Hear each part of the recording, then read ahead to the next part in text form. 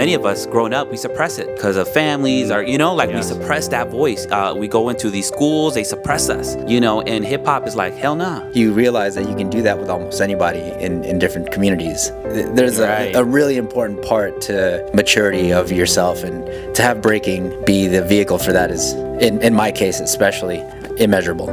Welcome to CypherBeastT.V from the Bay Area. They've been breaking for over 25 years and ongoing, and a crew called Beatz and Pieces, Bboy Kool Raul, and Power Surge. On this episode, we'll be going over how they got into breaking, a deeper connection with hip hop. I am your host, Tony47, and enjoy this episode. Hey, what's up? How you guys doing today? We have two guests from Beatz and Pieces out in the Bay Area. We got RJ. Yeah.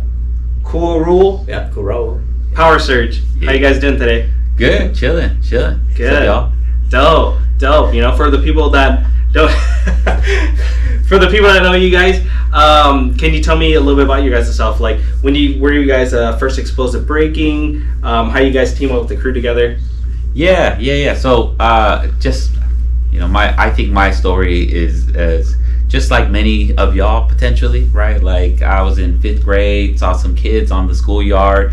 Although I had already kind of grown up with it, right? Like, it was just I'm an 80s kid, so I remember the movies. I remember it, but specifically watching some kids do it, like next to me, like some homies. I was like, oh, that's kind of cool.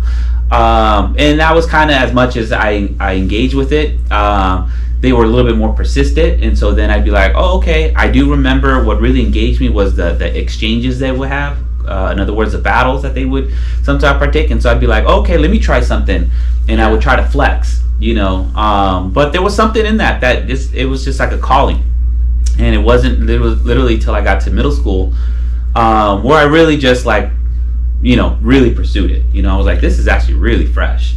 Okay. And I think that based on the environment, the community in which I was growing up in, as a Latino male, there was a lot. It was like a hostile environment. Therefore, me, I was just wound up, and so it's not like my family had funds for Little League or and so dance to me was one, natural, but two, I just love that exertion of energy. And so I felt, it was a form of expression.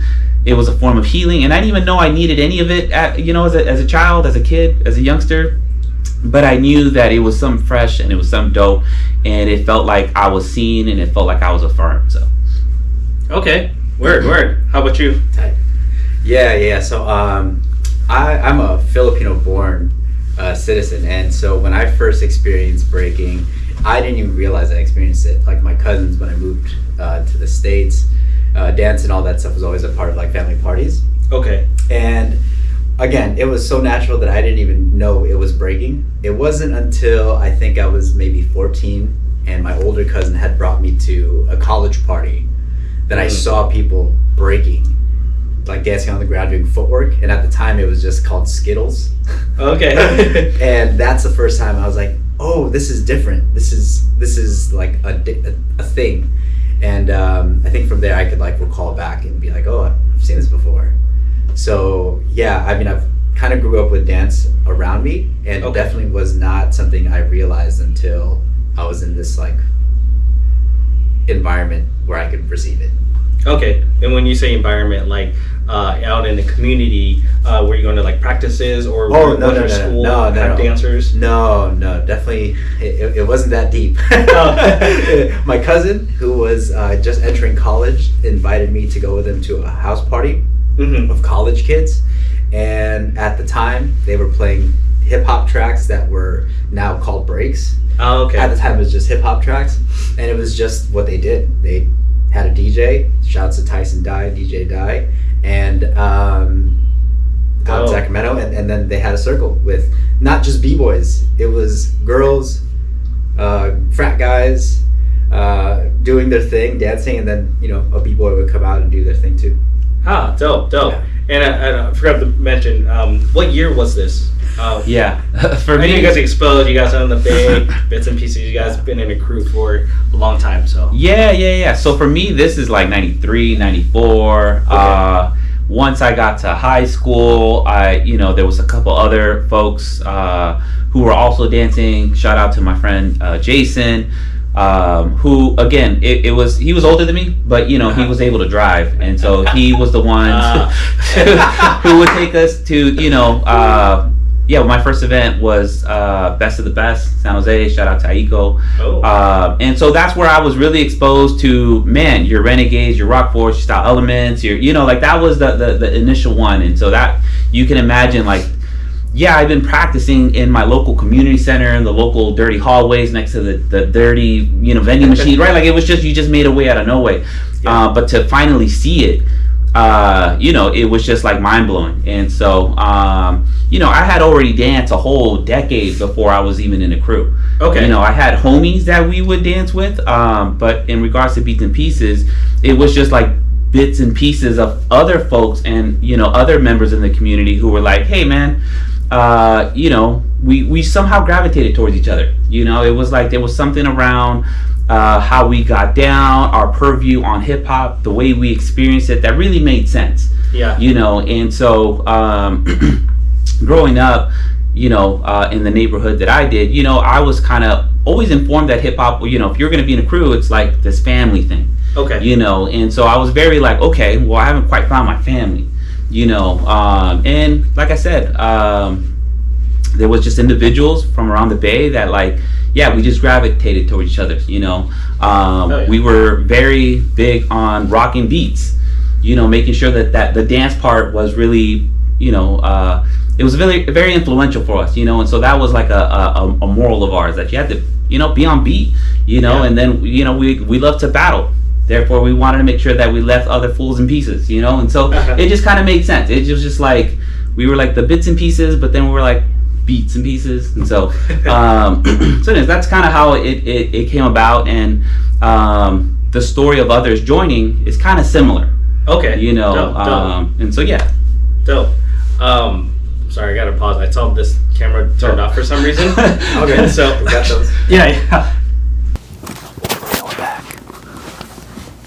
Right, come on. I think I was too far. Okay, dope. You said the people going into Bits and Pieces in your crew. How many crew members are in the crew?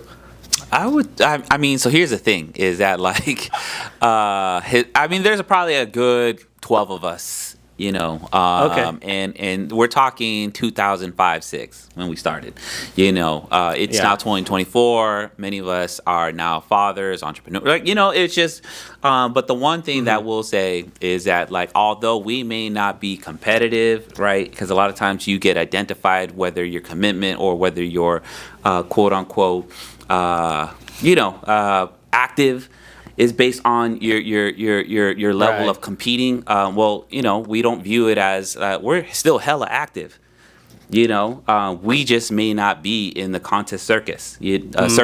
Right. We are still very in love and passionate about hip hop, and we still manifest it, support it in a variety of different ways. But that has been, I would say, the true pleasure is that 20 years later, yes, we were very competitive, and now it's amazing to be fathers and all these different friends, homies, at this stage of our lives, still be a crew and more mature. Yeah. And that to me has been, there's a level of brotherhood that we haven't, we're still on the group chats, we still checking in on each other, we're still like, hey, and so it's just been a beautiful journey with this group of crewmates.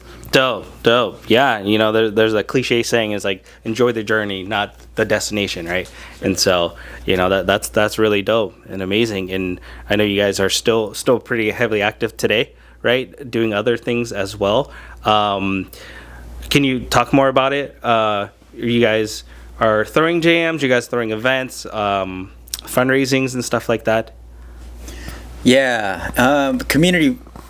On the community side of things, we have been a part of a not limited to breaking, but I think the hip hop scene in the Bay Area as a whole, and we've gone from participating, vending, sponsoring, entering, co-hosting. We've done everything. Oh, wow. And I think what's important now is that we're in a place where we can support this next generation go through their journey. So on our end, I think we play a larger, more impactful role in supporting folks drive their ideas, which is like literally my job every day is to make ideas come to life. But in regards to what we currently do, I mean, Serge will talk about what his contributions are, but I think where I'm most impactful is in providing the resources to support this next generation, testing out their ideas without judgment. And I think that's something that's really important, is allowing people to play out their thoughts and ideas regardless of what I think. Like my opinions and my experiences. I don't want that to be the dogma that drives someone's idea to not ever come to life. Right, definitely. And when you said some of those ideas and helping the community and stuff, were you talking like through dancing, through breaking, through like the hip hop scene of people like trying to throw events? It's that. No. So I run a marketing agency that owns soundstage lighting. We have our own venue. Oh, dope, and I have a staff of employees, 2 employees, and like 4 contractors that literally do this for a living. So not only do we do the production side of things, but we're also on the project management side, vendor management side, venue management side. So anything that involves event related things is in our daily operations. Additionally, we work with large organizations with their marketing, field marketing teams to bring their ideas to life. So like the Googles, the Facebooks, you name it in the Bay Area, we have supported them on some sort of ancillary event. And again, it's not always on the event production side. It's also on the like creative management, campaign build. Some of our largest contracts are like annual contracts. So like it's literally our job to keep people organized and make ideas come to life. So, dope. And that could work out with anybody, right? Exactly. That's looking for assistance for those needs. Yeah. Okay, dope. Awesome, man. Cool. So, out in breaking, you guys been since '93. That's like 3 decades, roughly, right? That's me. RJ's story's a little different. Yeah. Okay. I'm 98. 98. Okay. It's getting close though. Right. 5 years is a lot, bro. Yeah. Not that much. Cool. So like you guys seen so many generations coming in and out within those 25 years or more, right? And so I'm coming up on 18 years. And I've seen a lot of, come and go, right? And so those what would you say like the cats in your neighborhood or your local town that could have done things, right? There's this one thing that's sticking in my head. I think we mentioned off screen earlier today was a buddy of mine, Richard from Hard Heroes. He mentioned one of the B-boys named Mo out for New Birth Crew. He actually said a comment. He's like, hey, he was watching him at a jam. He's like, this guy can hit Red Bull level, but maybe hasn't seen him he hasn't really gone out too much, hasn't competed, really get that push to expose out there. What is your thoughts and your scenes when it comes to that, the surroundings of people that you surround yourself with? Yeah, that's a good question. And I didn't touch on it too much, but so here's a deal with hip hop and the way that I've perceived it. And so I'll start there, right? Okay. The way I'm perceiving it, the way that I've experienced it. And when I started dancing, like I said, I was a Latino male. What does it mean to be a brown male in this country during this time frame, right? Specifically around the neighborhoods you grow up, right? It might be these hostile environments. And so for me, hip hop has always been a catalyst for young, historically marginalized group neighborhoods to express themselves, to heal and and so that's very powerful. Okay. To be able to go from Sergio to the Power Surge, right? Like that, It's like, man, that's actually who I really am, and so it's powerful. It's powerful when you provide an individual with their true name, with their true identity, and so that has always kind of been like, okay, shoot, that's what I want to do. yes, I can train an individual to be potential world champion, sure, but like like is that what hip hop truly about? And to me, it's always been like, nah, man. Hip hop comes off the heels of the civil rights movement, right? When you begin to listen to that music in that time frame, it's super conscious. When James Brown is like, I don't want nobody to give me nothing. Open up the door and I'll get it myself. Man, like. There's no way that I'm not going to react to that as a person who's also going through the same circumstances. There's no way that I don't dance different. There's no way I don't react to it different. But if I shun that, right, and I just give a dancer like just some beat patterns and like, okay, we're going to, right, then you strip something away from the journey, right? And so that to me is like, okay, before anything, yes, I can train someone to do CCs and teach them, but like, nah, part of the journey was the culture. Right. Like I could break, but I'm hella into graffiti. I'm hella into DJing. I'm hella into MCing. Like I'm just hella into it. Without it, it's like, I don't know. Like I can go to a contest, and that's the thing is that like, yes, there's hella contests right now, but none of them are jams. None of them really, like, there's a select few that really encompass the culture, and so to me, it's like there's a difference. It's a clear difference. I can say like, yeah, let's train for this contest, which is great. That is an aspect of it, but you can also live in the culture, and that's daily. That's every day. That's 24/7. Yeah. And so as much as I'm a b-boy, I'm also a hip hop head. So. Dope. When you say contest, like you mean competitions, and then jam is like more like a fest or like. More elements into the hip hop. Yeah, and let's remember, right? Like, just because you have 3 individuals judging, that doesn't mean that dictates your genius or your brilliance. That's just that's just you just won today, right? But that don't mean that any of us out there who are like, because this happens a lot. I've had hella friends who are like, man, I didn't make it past prelims, I suck, yeah. And it's like, man, like, f the judges, you really want to challenge yourself, go call someone out. Really go like 10 rounds, like really put it on the line. A contest is what, a round, 2 rounds? Like, how does that doesn't define your greatness, And so as much as we need them, I understand them, man, there's also another layer to hip hop that's like, will also elevate your greatness. That like, you killed it today. Going to the club, going to a jam or a session where you just get down, which is also a dub. You don't always need that like 1, 2, 3. All right, I won. Yes, there's something to be said about that, but that doesn't capture the full scope of hip hop. And so I also encourage folks to, focus on the other side too. Have a balance. Don't just be a contest head. For some of us, go for it. But there's going to be a big portion of us who, we want to be affirmed in different ways. Yeah. And that might be, practicing with your crewmates. That might be, but it's also a valid path in hip hop, where you're just more community centered, and that's what elevates you. Because at the end of the day, we're all going through something, specific neighborhoods more than others, and those children, those folks that this culture was meant to elevate and empower and advocate for. Well, that's who I fight for. That's what All the Way Live does. And so anyways, I'll just leave it there, but yeah. Dope. That's real sick. There's a lot of people out there, that just compete, and like you mentioned, don't make top 16 prelims. And they go back train harder for the next comp. But some of those practices it can be a win because you're training, you're learning new moves, right? Even though that moment they didn't win, doesn't mean they lost. So so keep moving forward to it and build this experience up through the journey. So that's real dope. Sick. So there's a lot of more youth breaking I've been seeing more often, and what are your thoughts within that? Like, there's competitions, more youth build.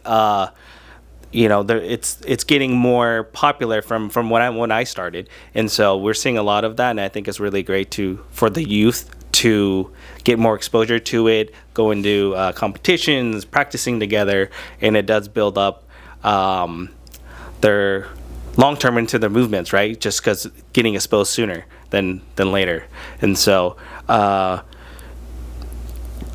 How? Yeah, I think. Yeah. So what are your thoughts within that? Yeah, it's the same thing. Like, so I have a beautiful daughter, 8 years old, who I've only taken her to a few jams, and that's literally on purpose, right? Like I don't want her to view Breakin as this sport, right? Like it's like that's it. Like I gotta go, right? Like because there's something gets pulled out, of the beauty of Breakin when it's just contest driven. You know, like, man, I spent so many times in my local community centers, them dirty hallway. I just spent hours, with no contest. It was just the fact that I was in community. We were celebrating ourselves. We were just tossing. We'd go 5 rounds, one another, and that was just so healing, and I want my child to fall in love with that as opposed to like, this metal. Something. Yes, if you want to do that, then let's go. We can do that. There's avenues for that. But I don't want to strip away the fact that like, these movements, these kinetics, the stories that are locked in some of these movements, what they mean, and so and a lot of that is centered around healing. Expression, and what does it mean to come out of community that was dealing with white supremacy and oppression and all these different isms and Okay. but I don't know. All right. But ultimately, so when I see the kids, I do work a lot with youth, and some of the things that like I always try to express to them is like, okay, before we get into the moves, we get into the grooves first, right? Like let's really understand, and because at the end of the day, like I can charge $10, $15, $20, but I don't want. Yeah, I learned this for free. Many of us learned this for free. It was like something that like. Kind of like that each one teach one, and I won't get into where that comes from, but do some research on that, where it came from. It came out of a struggle. What does it mean to be a group of people where your humanity gets stripped and all you have is like, man, in order for us to sustain and to we have to teach each other, because a lot of these practices, unfortunately, you ain't gonna find in no books, you ain't gonna find in no university. They just don't. They have barred that from us. They relegate us to electives, and so when I share you something from you, man, there's a lineage, right? Like I may have learned it for this person, who learned it for this person, who somehow stems, and so there's a lineage to the stuff that we teach and pass down, and so so that's really, when I work with youth, yes, let's get into the contest thing, sure, like I understand that, but let's really make sure that we understand hip hop, because at the end of the day, these movements, these kinetics, all this was, comes and is derived from the African American diaspora. And so, to also honor it and make sure that, as practitioners of these movements, that we don't silence that we don't silence or invisibilize or minoritize, this beautiful art form. And so, when I do teach, or when we do share, it's really just about the culture,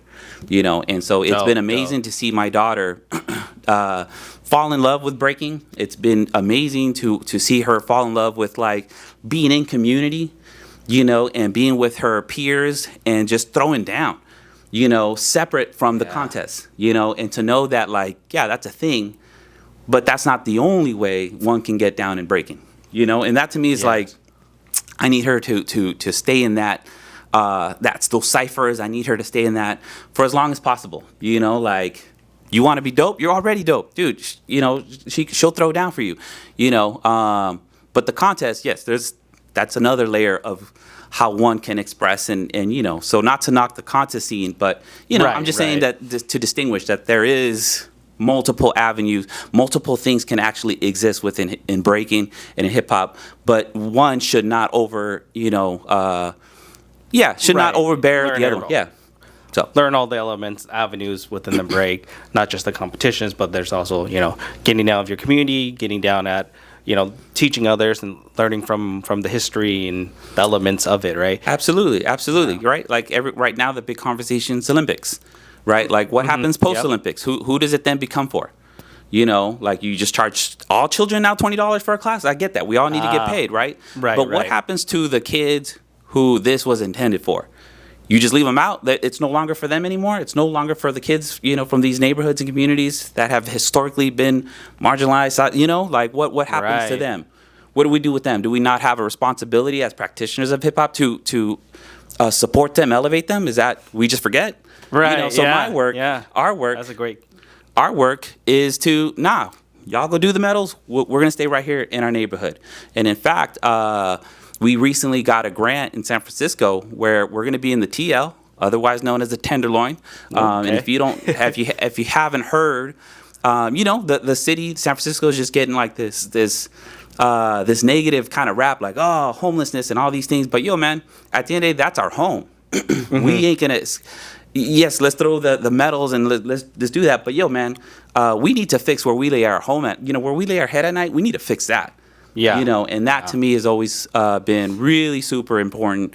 And so fundamentally, that's to me hip hop, and fundamentally that's who we are as a crew. That's who we are as individuals.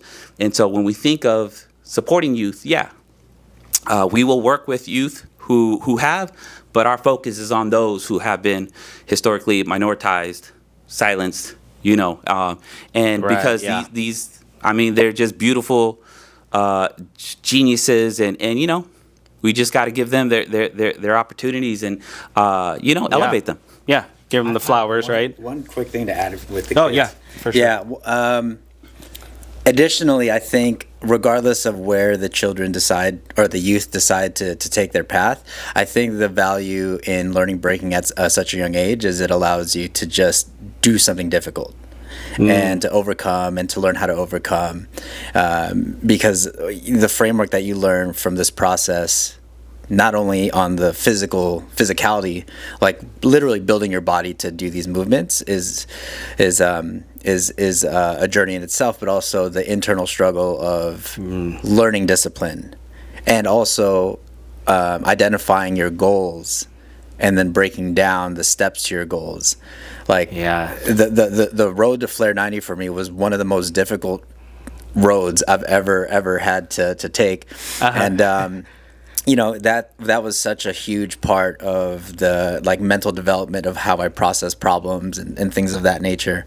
So anything that requires me to better understand how to obtain a particular goal, I always reference the work that I've done through breaking, and without that scaffolding to understand how to kind of unpack those things, I'm sure I would have figured it out in a different way, but I love the fact that I can always look back at my journey through breaking as the scaffolding of how I matured as an adult.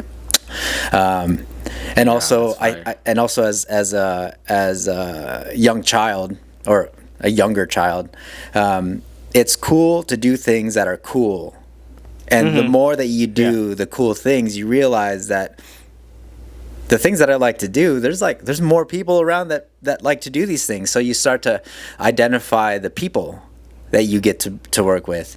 And that's kind of another reason why our crew is the way it is, because regardless of the breaking history that we all have something else that is a deeper bond. And I see that in a lot of kids today that are getting into breaking. They meet each other through this thing called breaking, but then they have a YouTube channel or a TikTok, or they learn to DJ together too, and so on and so forth. So when you learn how to one deal with adversity and learn discipline, those are the key building blocks to breaking internally. And then when you learn how to build deep relationships with the folks that you essentially grow up with, you realize that you can do that with almost anybody in different communities. So there's a really important part to the maturity of yourself, and to have breaking be the vehicle for that is, in my case especially, it is immeasurable. Dang. Yeah, that's amazing, and deep understanding with it, right, within yourself. Breaking helped me a lot in my journeys too, through competitions and getting out of your comfort zone, competing, or getting discipline and more confidence on the ability that to throw myself out there and see what happens, because you got eyes, you're on the hot spot, people could be judging, you got a lot of things, emotion through your head, and if you could go through that and dance in front of a crowd, you could pretty much do, anything, right, out in the field. Because, even, speaking publicly too, I mean, I relate back, hey, yes, it's scary, but then I was like, I remember the first time I got down and started dancing everybody, what's the worst gonna happen there? People kind of, hey, you should have did this better or did this better. So you work on and keep doing it better the next time and the next time. And so, it's a beautiful thing. And like you mentioned, like you take a lot of pieces from the scalpel of the breaking of the mentality through the fundamentals and basics, because you can apply that to anything in different areas of your life or work or job, whatever you're working on, and getting those fundamentals down is always a great spot. So and I'll just add on that, like, just hearing you share that, I'm just like, damn, that's hella beautiful, right? And that's exactly what hip hop does and is meant to do, is to elevate your inner, that voice of yours, right? Because a lot of times, many of us growing up, we suppress it because of families, or we suppress that voice. We go into these schools, they suppress us, and hip hop is like, hell nah. Express it. You have to. That's the only way, and so it's a work in progress for many of us, right? But that's the thing. That's the beauty of hip hop, is that it's like you're meant to share that voice, because it's aware that, like, yo, you are a genius, you are brilliant, like, yo, man, there's something in you that which is why there can never be no other Power Surge. There can never be no other Tony. There can never be another Kool Raul. There can never be, right? Like, it's just you. That's it. It's you, right? Distinctively from other white, I would say, artistical patterns or dances where everyone's like, let's stare at this mirror and we're all going to move the same and I've got to try to mimic. Nah, this is different. It's like, nah, it's just you, and that's the beauty of hip hop, is that it gives you a mic, literally. Yeah, for sure. That's fire. Speaking of that, bringing it down in the knowledge. So, like you just mentioned. So, like, loop it back to the break movement, the dance, right? So, what are your thoughts when someone, your peer, elderly, is teaching you, like a signature move? Because I practice with you, I train with you, and so you can take this, but let's say you learn his signature and learn his moves, and then like down the road you do it at a battle and be like, oh, this guy's biting, it looks like this guy, but like, hey, he taught me this, so it could be very controversial with that. And what is your mindset around that? Because for me, I feel like if someone teaches you that, the move, you could maybe flip it, but if you love it and you try to do it that way, let's go. Yeah. I think when I was younger, for sure, I'd be, oh, hell nah. He did that. You did my move, And so now I'm just more thankful, cool. That's my contribution to an art form that's gonna go beyond me, And so that I just feel flattered, And now I just give them away. I'm like, here. That's the one thing that we have to do better as a scene is and it's hard, right? Because like I said, none of this stuff is, it's yet to be fully captured, right? There's not like a dictionary of moves. Like, yes, there's a couple online, but whether you have access to it, whether you've been schooled to go see them, you may not know. Right, it's not for a lot of folks, they get into it because they saw a commercial, a video, some form of exposure, right, where the dancer was ultimately mediatized, commercialized, right, like it was some form. That's YouTube. I've met a lot of folks who because of YouTube, like, oh, okay, so they just start mimicking, but there's really no.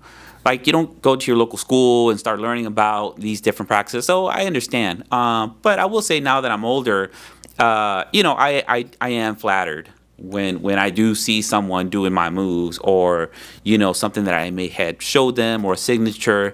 So it's different now. Okay. I'm thankful that I don't need all that grudge. I don't need all that. I'm not trying to get my heart rate up like that, but.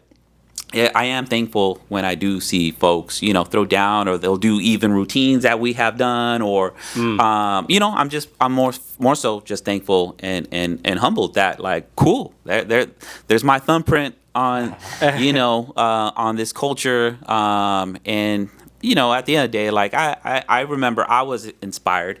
And maybe as a youngster, no one told me, like, all right, well, when you're inspired by something, it's not okay to bite per se. It's okay to build off of it, But I didn't have that until I got, an elder was like, hey, bro, you just bit my whole move, my whole round. How that ain't cool, and it was like, I got checked. Yeah. And so, I don't know if I would do that per se. It's just, I'm just in a different point in my life. I'm not here to just check people like that, but it is a thing, and so I hope that we continue to be mindful of where we get things and just give people, their props. Like, hey, I got this from so and so, who may have, because at the end of the day, there's no books. This is how we're gonna cite something, And so, as a practice to all my teachers out there, I will share like, okay, well, this step right here, here's how I learned it, and here's who I learned it from, as opposed to just teaching it.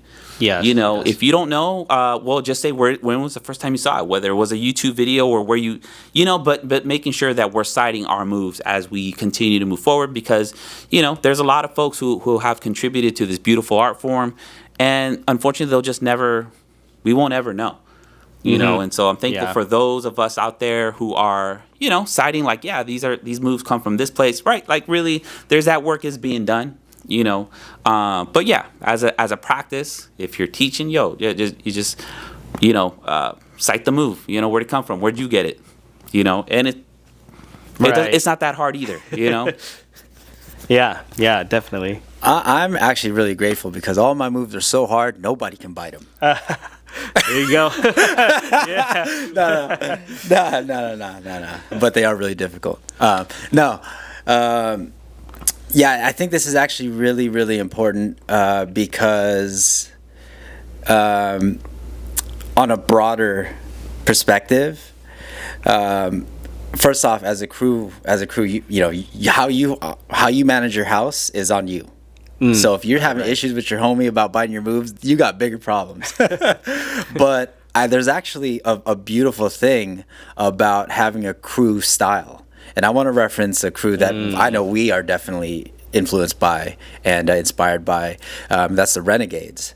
The Renegade style is snappy, quick, to the point, and or fluid movement, but always sharp. Okay. And some of the best guys in the crew don't even get a chance to really, like, their best selves don't ever really get a chance to see the light because they're just, we call them the hidden characters, secret characters. Okay. There's a guy named D-Rock who is super famous and in many ways, but he could be, he has the ability to be even more impactful if he would just, if he would have had those urges to compete more. And I feel like he rocks right, and David and Wicket embody this renegade style, which again is like sharp, snappy. And what I mean snappy, I mean snap freeze, like it's an actual freeze where they hold their freezes. Okay. To have, Sergio uses the term thumbprint, to have a crew thumbprint in the community is actually something to be proud of, because similar to the Koreans in the early 2000s, you needed to have that style of power moves to elevate the culture as a whole. And I think the ability to train with your crew members and develop something together is super important. Biting is what it is, but it also references kind of the bigger picture of hip hop as a whole. Sergio and I just presented yesterday, and he had this awesome slide. It was the very first slide in the whole deck, and it said, "Hip hop didn't invent anything; it reinvented everything." Oh, damn. Which, as a crew, like we always learn from the previous generation, but what are we doing to reinvent what we have just experienced and learned? And so yeah, the concept of flipping, the concept of doing it your own way, yes, many ways to say it, but I will say that there's also a huge, there's a lot to be said about an entire crew that develops their own style. Wow. Yeah. Damn, sweet. Shout out to Renegades, yeah. Renegades. Yeah, that Renegade Halo, man, Bro, every single one of them. Yeah. Bro, Bobby Finesse. Yeah. Yeah, damn. Dang, sick. And like when you mentioned the styles from each different crew, which is, I remember when I was getting it down back in '06, but then till now, it was a lot of crews in the city were pretty heavy doing crew moves, teamworks and stuff like that. So that's real dope. And I mean, I haven't seen too much out and seen, maybe because I've been not as traveling as much, but I haven't seen too much crew battles lately in the past 5 to 10 years. But I mean, it could be not what I'm searching for anyways. But yeah, and I would just simply say that it's not that you have, it's just there's not many opportunities for crews to get down as crews, and that's unfortunate, right? Because it's like, as a crew, man, we deserve to shine as a crew, but when there's only a 1-on-1 or a 2-on-2, it's like, and the draw is like the cash prize, that's the carrot, and it's just like, okay, well, which two of us enter,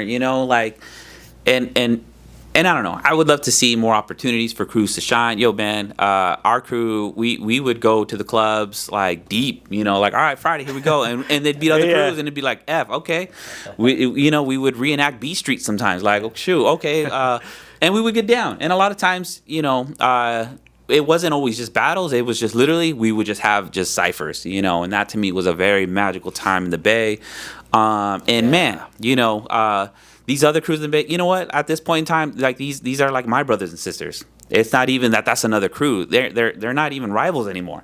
Right. There's like, man, these are folks. These are like individuals I've grown up with and shared with and cried with and won and lost to, and so their victory is my victory, and so because at the end of the day, I'm part of a scene. Right. I'm no longer. But again, growing up. Initially, it was there was a line, like, okay, they're here, let's, and so I'm just thankful for those experiences. But yeah, I'm older now, and it's just different. Yeah, for sure. And when you mention crews, I see a lot more individuals in different crews, right? They're in that one crew, but they have like maybe they're 2 or 3 other crews just because the people they click with or the people they got down with at different areas of the states and cities and stuff like that. So I've been seeing a lot of that, which is dope, right? Because it's dope because it's just different atmosphere of people. You use a really the perfect word to describe that. You said people we click with, and the term click is basically that. It's like these groups of people who may not be your crew as we define it, but it makes sense. So if you're trying to beat the monster B-boy team, of course you're gonna want to use like the Red Bull clique or the Red Bull team because they are similar in philosophy. Like, we're here to beat people. I'm not here to be your friend long term. I'm not here to, and who knows what, we're here for this mission, and this is the group that we're putting together to compete with this group. Identifying that is important because, we definitely need to understand the difference or what it means to us as hip hop practitioners to call yourself a crewmate or to be in a crew.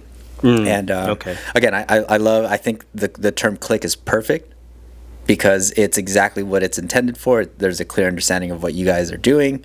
But, the term crew, at least for me, and I know for Serge, it's your last name, basically. It's like your family. So, yeah.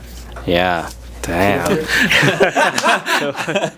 Yeah, that's exactly it. Thank you, RJ, for kind of like bringing it back to that, because like, again, y'all, like for those that in crews, like I said, we went on a date after our president. We just kicked it. We went golfing virtually. Like we just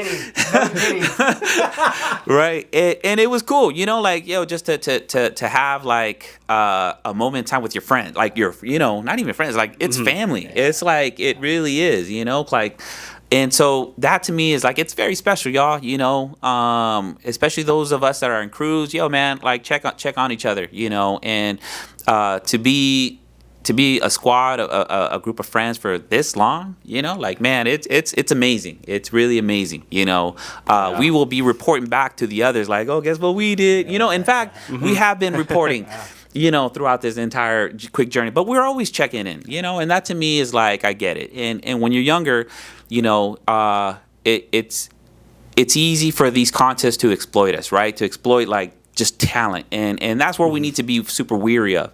It's like, wait a minute, man. Like when do we get down as a crew? When do we get to show our collective style? And so as much as we need the contest, we also need to make sure that as crews, as families, that there's opportunities for us to shine, and whether you as a crew's doing that at your own practice spot, your own kick-its, that's dope. But as a scene, let's continue to elevate. There's crews all over this country. Portland, Seattle, there's tons of crews, and so we need to make sure that we continue to support or provide experiences where crews get to shine too. They're we're an identity, and so anyway, that's all I'd love to continue to see more of. Yeah, most definitely, and it turns into clique, your family or close ones, and not just within your crew, but definitely as we get older, you want the scene to keep going in a positive way, right? Not just on the floor in the dance, but mentally, knowledge through that to help each other grow, elevate, not just your moves, but in life too, right? Yep. Yeah, and so that's a lot of coaching and mentoring, and speaking of coaching and mentoring, that wasn't a thing. Well, it wasn't as popular as it is like today, right? Back in the day, it was just people coach and mentor a peer, an elderly that you practice or get down with. Yes and no. I would say that I was mentored, but it was not maybe how it was just mentored in a different way. Like, hey fool, what's that was sloppy. It was like. I was mentored in different ways. I still give it up. It may not have been the preferred way. It may have been a little toxic. It may have been, it may have been a lot of different things. Right. But it was a form of mentorship. And I as a youngster, I didn't know that there was another language, and so even mentorship, we can all continue to improve on, but I was mentored. It may not have been the preferred way or the right way, but it was it was a mentorship, and so, for that, I'm still super thankful. I'm still grateful for no, do it again. Now, you know what? Don't even show up to practice next week. It was just like, yo, okay, damn, all right. But one dealt with it, and had I not had that, I may not have turned out the way I did. There's lessons in it. So. Lessons, love and hate relationship, right? Try to elevate and help you grow through that. Tough love. Right. Yeah, and I think the term coaching is more relevant now than it was back then. And this is not to share an opinion of right, wrong, better or worse. There's an actual structure for these contests that is a clear and drafted rule set. Top rock footwork, freeze, crew routine. There are these strategies, and when you're working with strategy, sometimes you need someone that sees it from the outside to give you perspective or insight on how to win through a strategy. For better or worse, it's not up to me, but coaching is almost absolutely necessary now because of the structures that these contests like the Olympics and even like the freestyle sessions are looking for. It's way more organized now. Again, for better or worse, it's way more organized now, and so it's definitely more necessary. But to Sergio's point, I 100% believe that the air quotes mentorship that we received back then allowed us to develop as individuals. Gave us the confidence to say yes, no, this is for me, this is not for me, because whether or not it was the right way, it was the only way. And we're learning from folks who don't have degrees in teaching or even the communicative tools or experiences to fully express their thoughts. They're just saying what they're seeing and thinking. And sometimes a lot can be lost in translation because you just can't describe it. So what we had received may definitely does not translate to what's necessary now, but that doesn't mean it was wrong, bad, good, worse. But the coaching thing is definitely a necessity because of the structured contests that are currently happening now. Yeah, I'll just add one last thing, is that as y'all are I'm kind of thinking through the process, I was just like, what was also a mentorship? It was literally the folks who I was dancing with, right? It was the Cypher, that was a mentor, right? Like that is also a teaching tool, because there was moments when we'd be like, oh, I'm going to go in there and kill it, and you'd flop, and then like, there'd be no emotions. You'd be like, okay, that informed me that round was whack. Like it was not up to par. But then there might have been another round where like I didn't feel so like into it, but everyone's like woo, right? Like give you that, Right. and so that informed me that like, okay, noted. I'm gonna hold on to that feeling, that vibe, whatever the song that was playing. I would put that in the memory bank. Like, okay, boom, it's in there. But the circle, that cipher is it was a form of mentorship. When I may not have a physical mentor around, that circle, that communal response, or the call-in response, that the cipher ultimately is kind of built out of, like that was mentorship or femtorship. Yeah. That's awesome that you said that, because it is mentored. You go out there, hit your moves. You got different process, but when you're hitting the floor, things go differently, and you can tell by the crowd's reactions or people's reactions. But like, oh, they liked it, noted. They didn't like it. It was whack. Yeah, or you get one of these, like, it informs you. Yeah. It and so it is a teaching tool, right? Yeah. It is a teaching tool. So, Yeah, damn, that's dope. That's dope. Speaking of, throughout the tough love and all that stuff, was there a time and struggles in life that you wanted to quit or stop dancing? There's point of times that I've been off and on. Life kind of happens. Be like, oh yeah, I got kids and stuff. So I was like, I got to support my family. I can't do this forever. I can't keep practicing all this time when I got to spend time trying to, yeah, 100%. And so that's the thing too, is because I'm not entering. Folks have said like, oh, you're not active. Oh, dude, it's not that I'm still very intimate and love, passionate about like breaking and hip hop. Like that has never ceased. Like that is still to this day. Like, yeah, I'm noticing things within my body, potentially because of the lack of engagement or the lack of like life, adulting pulls you away from it. Yes. But it also doesn't mean that I'm also not passionate about other things as well. Right, like I can have the thing about being human is that you can have multiple loves. You can have multiple things that inspire you. And so, as much as I love breaking, I still love other things too, equally just as much. Yeah. And so, but this is one thing that, like, for sure, that once a week I will be at the Vibe, in Martinez with Precise, and we will get down, right? Like that is the one thing that I make sure, just because I need it. I could pay $20 to go to a jam, but it's just not the same. Right, like Right. I'm not trying to prescribe to that. I need to heal. I need to. I've had a hard, rough week. Adulting. I've had hella deadlines, hella deliverables. I just need to release. Yeah. Turn up that fucking radio speaker, put it on 20, put it on a mix. Let me throw on my, let's go. Like, and that's it. That's all I need. I got my water and we're good. Let me warm up. And so that to me is like, I don't know, man. It's just so freeing. It's liberating. It's healing. The way I feel after practice, when you're just like, yo, man, that was sick. And you're being affirmed by your peers, man, that to me is like, there's nothing like it. There's nothing really like it. And so, yes, I don't think I've ever have felt like I need to quit. It's just who I am. Like I literally, it's my identity. That's it. There's no, I'm gonna dance until I can't.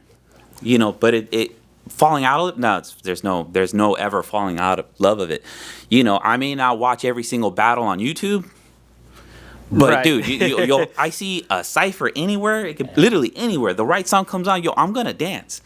Like I could be in a suit, tie. I could be in swim trunks. It don't matter, man. If the right song comes on, I'm gonna move. Just because innately it is just part of my DNA.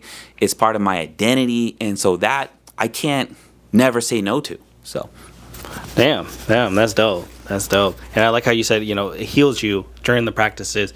To release, stuff builds up. You got to stress release, and instead of doing like some negative things, people get in fights or like doing bad things outside, you just hit the gym or the floor, right? Then playing some music and dance it off. Yeah, dude, like I'll just say this. There's nothing like stepping into a room when the right song is playing, when you're just like, you haven't even warmed up, but yo, man, that calling, something, you're just like, you start feeling it, you start getting into that bounce, that nod, yo, man, it is immediate. Like, it's just like bag off, and I'm in my 40s too, right? So it's not like, but even then, I it's like a switch. The right song comes on, the right volume, man. Yeah. Yo, it is. Yeah, and I'm just so thankful that I still get like that. Nah, nasty. Yeah, That's and nasty. and the song that Sergio's referring to is King Harrison. What is his name? I forgot what his name is. It's King Harrison. Drop the break at 2 minutes and 45 seconds. Oh. Yeah, we'll figure out the name. We'll put it right here. King Harrison. There you go. Sick. Dope, man. This is awesome. Wow, glad to guys have you on here. This is drop some real knowledge, a lot of from you guys, from the experience you guys been through. Are you guys working on currently any projects, anything in the works down the road?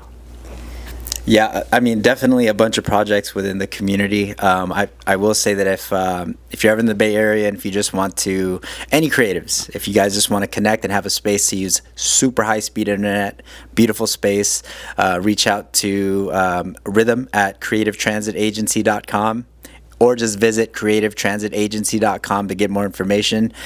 We essentially hold an open space for everybody to work collectively, and also build and understand your ideas. So Sergio has a ton of things. Dope. You need to just drop the link so then I can put it in the description. Yeah. So in regards to projects, like I mentioned earlier, we recently just got a grant. Sick. From the city, and part of our focus is it's youth driven, but it's also communal driven, right? And so we was all the way live. We as a crew, we've always felt like, well, the dance community shouldn't be separate from the community, right? And so. Okay. This grant, it's going to allow us to do weekly classes, sessions every Friday at the UN Plaza in San Francisco for the next 24 weeks, right? So that's like half a year. We will have about 3 or 4 monthlies, and all this is to, kind of like get to the point where like we're going to bring back All the Way Live. We were hosting these every couple years because of the pandemic and just certain things in life. We weren't able to really give to this event the way we really wanted to, and so now we have an opportunity to really bring it back in a very meaningful way.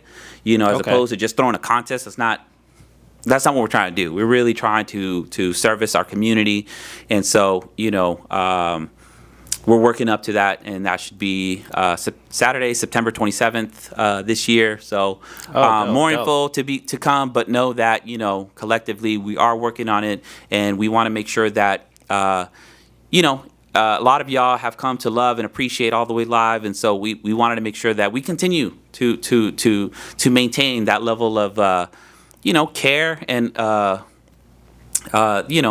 level that a lot of us have come to know of All the Way Live. And so again, we're excited about that. More to come, but that's what's. If we wanted to get more info for All the Way Live, like how do we do you guys have a website? Do you guys DM Yeah. Right now, Instagram would be the best way. All the Way Live Foundation. We'll post it somewhere around here. Yeah. That'd be the best way right now. We are updating. It's been a few years since we've done anything, and so we're just trying to get our ducks in a row. Really, the website and all. But for now, that's we're taking steps. But know that we're building towards something. The return of All the Way Live, and so it's super exciting. And we can't wait to really share that experience alongside you all. Sick. And that is in the Bay Area. It's in the Bay Area. Okay. And so just for those who are unaware, historically, All the Way Live has been communal based, right? Yes, we use the dance as a kind of like as a vehicle to attract others, right? Like or to inspire others in movement. And so but it's a contest, but it's more than that, We are really trying to, like that part of town, the TL, it's rough. And so what does it mean to really inspire the local families, the local kids around that community, and share this beautiful art form that has supported and healed us, provided us tools to express? What does it mean that to continue to pass that down to others? And so as much as this jam is for the community, the dance community, it's also meant for that immediate community there, to highlight them and to elevate them. So, looking forward to it. Dang, dope. Heck yeah. That's really dope that you guys are bringing it back up. You said something happened previously and then coming back too in the Bay Area. Sick. Dope. Yeah, this is dope, dude. I'm so happy you guys are here taking the time to get on the podcast with me. Do you guys have if people want to get in touch with you guys, where can they find you? Yeah, DM me on IG at RJKOOLRAUL. And you can find me also on Instagram at The Power Surge. ThePowerSerge. Dope. Yeah. Dope. And I'll link it all in the description below. Before we kick it off, do you guys have any last wordings, for the audiences, for the viewers? First, thank you, Tony, for making it out and making this happen. I'm so glad that this all happened at this time. We're here for this conference, and it's just like great timing for us to do this. We also don't ever have the opportunity to speak together, so this is unbelievable. But besides that, for the viewers out there, man, enjoy this thing, this hip hop thing. Enjoy it, have fun with it, and enjoy it. Dope. Yeah, that I don't have much more to add to that, but just to recap what RJ just said. Yeah, breaking is an element of hip hop.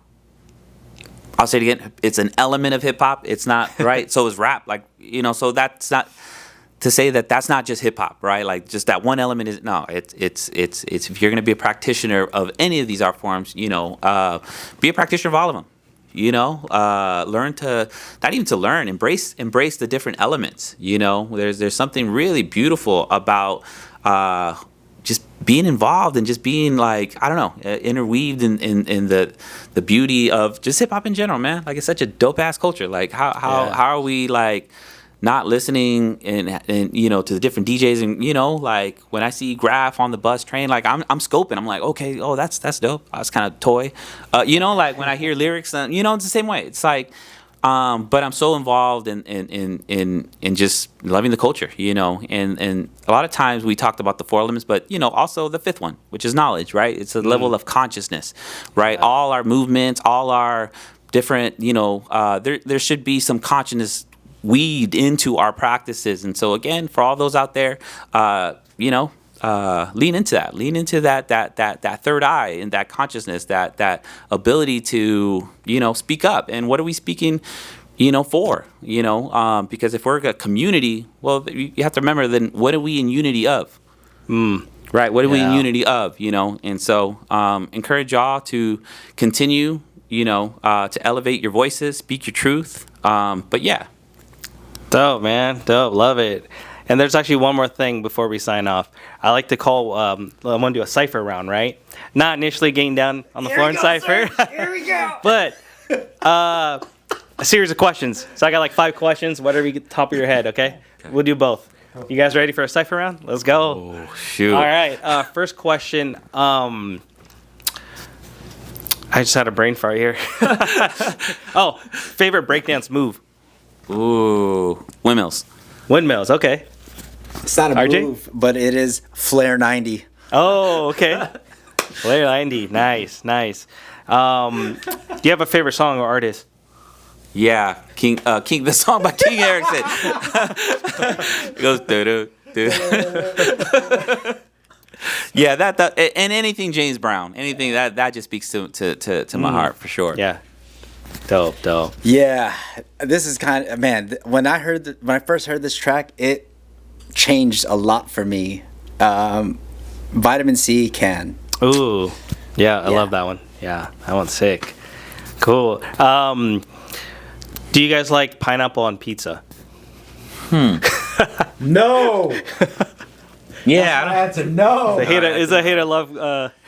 yeah, I don't know. Yeah, I'm. It's not an immediate hell yeah. You know, Okay. I have to think about it. I'm like, it depends on the mood, but like sometimes it's gonna be. I'm more towards a no. Yeah. Okay. Yeah. Okay. Do you guys have a favorite book? Ooh. Oh, mine's easy. Viktor Frankl. Oh my God, what the fuck's the name of it? Holy, we're gonna edit this part out. Viktor Frankl. Oh, Something of a man. Holy shit. Frankl. I'm not too familiar. He's a Holocaust survivor. How do I not remember this name? Measure of a wait. Man's Search for Meaning. Okay, Man's let's try Search for that again. Meaning. Viktor Oh. Frankl. Man's Search for Meaning. Yeah, I don't know if I have a favorite book. I've been getting into a lot of like the Bell Hooks, Angela Davis's, right? Like I'm trying to understand more so of like what it means to continue to decolonialize, to dismantle white supremacy, right? So so I'm trying to understand the systems in which really try to silence me, right? And how hip hop continues to be like a tool to really challenge and critique and examine, interrogate such systems and frameworks, Okay. And I feel that a lot of time there's a lot of like interweaving between social justice work and hip hop work, and so I'm just always trying to be like, oh, what are these practitioners from X, Y, and Z eras? What were they doing? And so that's I don't necessarily have a specific book, but yes, those are some of like the work of Bettina Love, Christopher Emden. Those are some of the folks that when I read their stuff, I'm just like, well, okay, this is real. Yeah. Damn, that's sick. I could see you writing a book, down the road. Oh yeah, that dissertation is coming soon, y'all. Don't worry, y'all. Okay. It's coming. It's still in the works, but once y'all get eyes on it, trust me, it's going to be reflective of a lot of our experiences, and like I said, it's hip hop centered, and I hope it speaks to y'all when it's. Oh, but yeah, give me some sick. time. I'm still working on it, y'all. Dope. Oh, so you are making. Okay. Yeah. I'm at the point where like all my doctoral classes are done. I just need to defend. Oh, So dope. Dope. we're almost there, y'all. Very knowledgeable. I just randomly said that. You are working on one. Sick. Yes, we sick. Here comes the last question. If you got a chance to enter a competition with for a 2v2, do you know who that partner would be? Okay, Let's right go. here. Yeah. Bits and pieces. Yeah. Yo, we got one round against anybody, bro. Anybody. One round. Maybe a round. Yeah, I got a round. There you go. We got round. Yeah. Singular. Dope, man. Dude, such an honor to have you guys here. Such a blessing. A lot of knowledge drop. I'm gonna wrap it up right here. But if you guys like this, like it, subscribe. Catch you on the next one. Peace. A more established b-boy was a guy named Jin. He repped the Cookout Jive Turkeys. He's not really active anymore, but he was one of the guys who was doing a lot of like style with a bench or press, like a press sit. He was one of those guys. He was really innovative, one of the pioneers in that style. So what he passed on to me from practicing with him, and we became, friends, is like you got to be original. Like whatever you do, you got to be original.